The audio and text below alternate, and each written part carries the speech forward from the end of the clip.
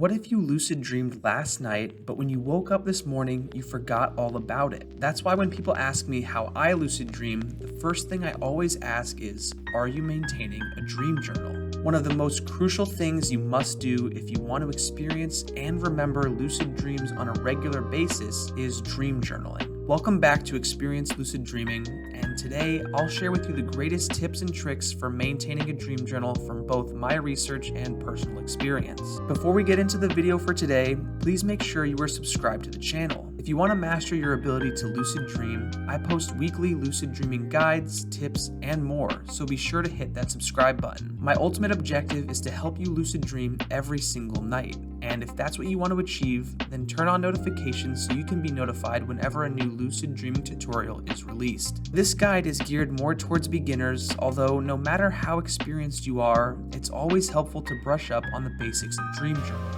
Now, I'm going to briefly mention some of the advantages of keeping a dream journal before we actually get into how to keep one. The primary benefit of dream journaling is that it helps you remember your dreams better when you wake up, which is probably the most important aspect of lucid dreaming. After maintaining a dream journal for a few days, the benefits of your improved dream recall start to become extremely clear. This may even become apparent on the second day. This is because you are training yourself to recall your dreams by writing them down every morning. If you wake up one morning and record your dreams, the next morning you have a far higher chance of remembering them in more detail. A huge part about keeping a dream journal that you might not think about is that you are actually gathering information that you will review later. I'll be releasing a video on that topic soon to show you how to analyze dream journals, identify dream signs, and use this information to experience more lucid dreams. But today's video again is simply a how-to, and I'll be doing another video soon, so make sure you're subscribed to find out when that one is out.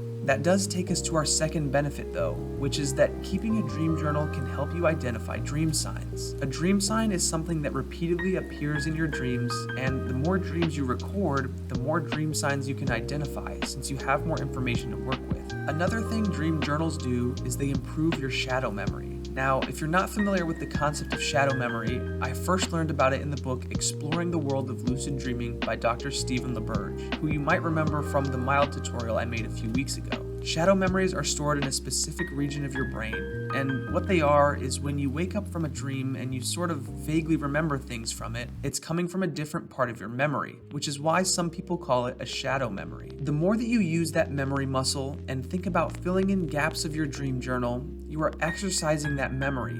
And if that still sounds confusing, don't worry, I'll dive into that a little later in this video. Of course, another great part of dream journaling is that it's so much fun to look back on previous entries and just reread your dreams from various days. You spend a third of your life sleeping, so you might as well record your experiences so you can get something from it. With that said, let's move on to the specifics of how to maintain a dream journal. Finding the notebook itself is, of course, the first step in maintaining a dream journal, and you want to choose a notebook that you genuinely love writing in. This is really important because when you first get up in the morning, you'll feel exhausted, discouraged, and your drowsy mind will come up with all sorts of excuses to go back to bed rather than record your dreams. In order to make it as simple as possible for your morning self, choose a dream journal that is both nice and one that you genuinely love using. For me, I use the Dingbats Wildlife Journal. It's super high quality, personal, and I just love the feel of this thing. If you want to get a journal like this or one of the many different animal variations they have for sale, I've included the link to them in the description below. Another crucial aspect about this is you should keep your journal close to your bed or even under your pillow. Include a pen there as well so that you can just reach out from your bed and begin recording your dreams when you wake up, rather than needing to get out of bed and gather your supplies. Another helpful tip, which is something that I do before going to bed because I find that it helps me prepare to remember my dreams, is write the date in your notebook ahead of time so that all you have to do when you wake up is write down the dream itself. Which brings me to the next steps of remembering your dreams. Set an intention to remember your dreams before you actually go to sleep.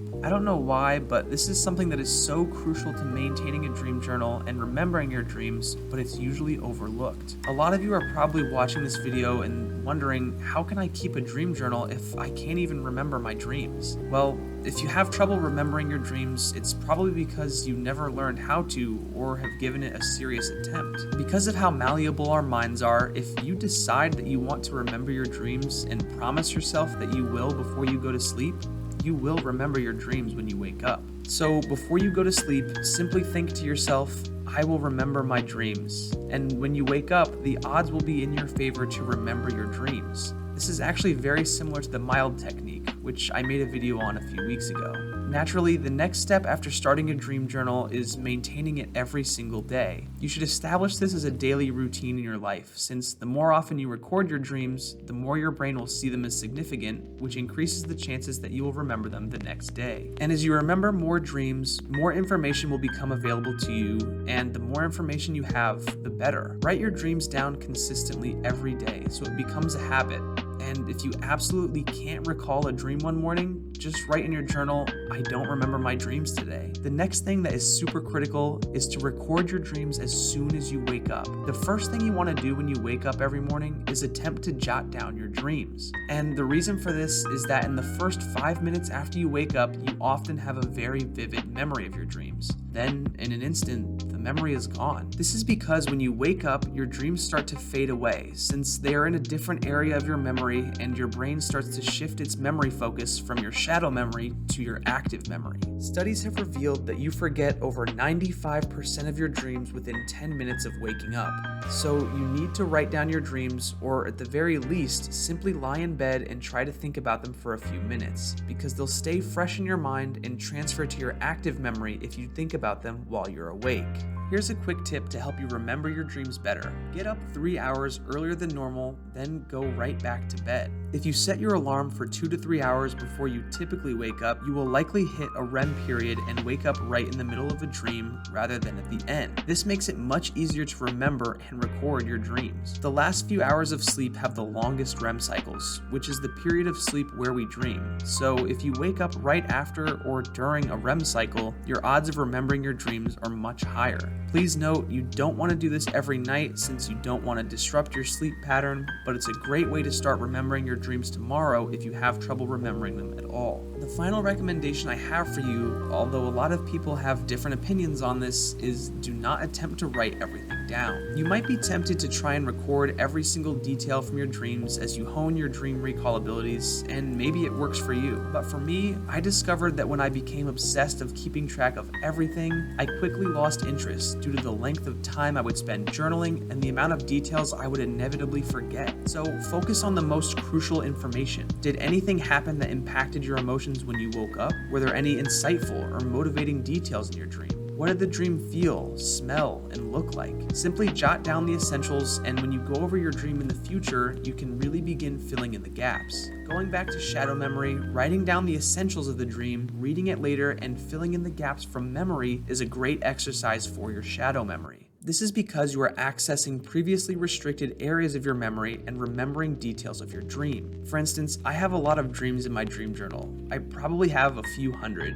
and whenever I read one, I always remember details that I did not write down. However, as I read, my brain begins to fill in the blanks and create vivid images of the setting. Even dreams from years ago are still fresh in my mind because I wrote them down. Now that the fundamentals are out of the way, I'm going to talk about some mistakes people make when doing a dream journal, and to be completely honest, I've been making a lot of these mistakes as well. The first mistake that people do is hiding their genuine feelings in their dreams. I don't know about you, but whenever I write something down, I usually try to keep my emotions to myself. So it's pretty understandable that if you're writing down a dream and something embarrassing occurred, you would tend to remove it from your dream journal simply because you don't want it there. But it's necessary to write down your actual emotions in your dream journal. So I advise doing it on your phone or hiding your journal someplace where no one can find it if you're worried that someone may read your entries. But it's crucial to include everything, even if it's embarrassing. Another mistake that many people make, and one that I am also guilty of, is giving up too soon. Many individuals just quit and get on with their daily lives, forgetting their dreams if they wake up in the morning and are unable to remember their dreams, mostly as a result of poor dream recall.